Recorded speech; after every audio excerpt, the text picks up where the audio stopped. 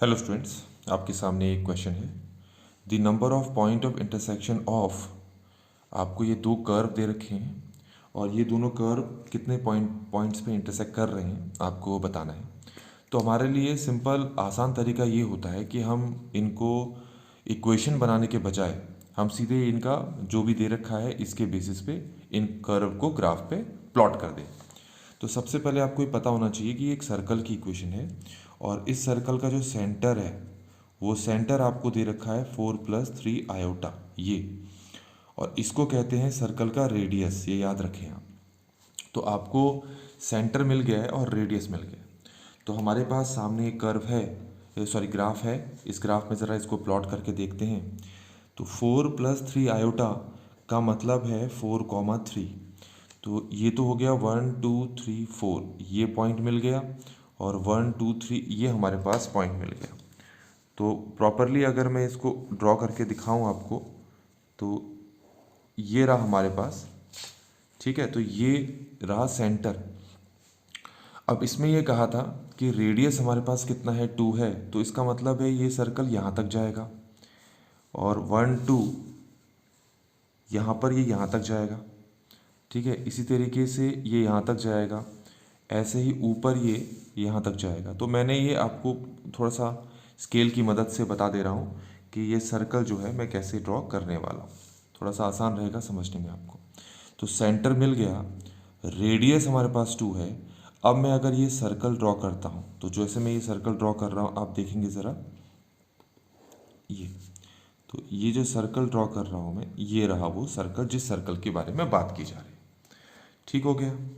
अब आते हैं जो अगला हमारे पास कर्व है, ये जो दे रखा है ध्यान रखना, ये इलिप्स की इक्वेशन है। तो जब भी हमारे पास इक्वेशन इस फॉर्म में होती है, किस फॉर्म में, mod z minus alpha plus mod z minus beta equal to 2a।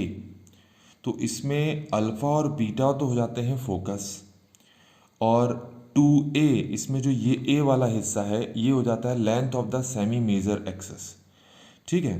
तो अगर इसको हम कंपेयर करें तो फोकस हमें कहाँ मिल रहा है, ये है z माइनस ज़ीरो। तो एक तो हमें 0,0 पे मिल रहा है फोकस, और ये है z माइनस 4, ये कहाँ रियल एक्सिस पे मिलेगा ना। तो दूसरा हमें कहाँ मिल रहा है 4,0 पे।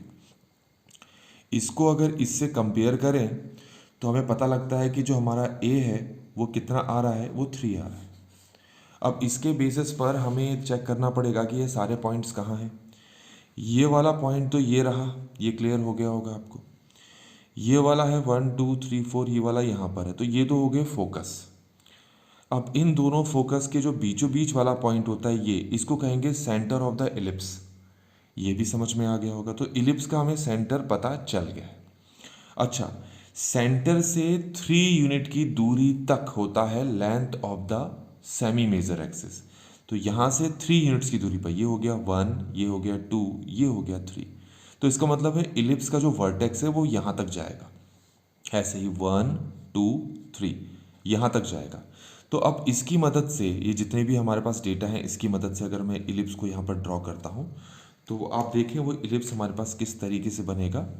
वो कुछ इस तरीके से बनेगा, ये ऐसा इलिप्स बनेगा हमारे पास, ठीक है। अब आपको ये दिख भी रहा होगा कि ये दोनों एक पॉइंट्स पे, 2 पॉइंट्स पे एक दूसरे को इंटरसेक्ट कर रहे हैं।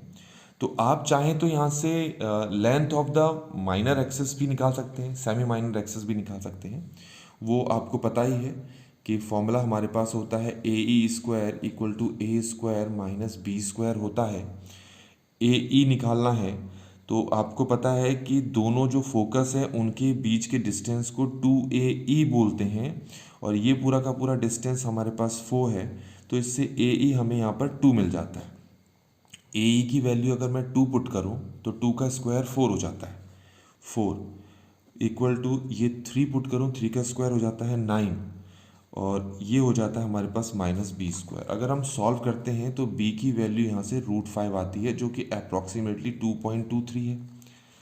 तो इसका मतलब है कि यहाँ से देखो, ये तो 1 हो गया, ये 1 हो गया, तो यहाँ से ये जो डिस्टेंस होगा ये आपके पास है √5। तो अप्रॉक्सीमेटली आप देख रख सकते हो ये कट करेगा इसको 2 पॉइंट्स पर। तो अब अगर हम आंसर को देखें तो हमारा जो ये सेकंड ऑप्शन है, सॉरी थर्ड ऑप्शन जो है हमारे आंसर से मैच कर रहा है।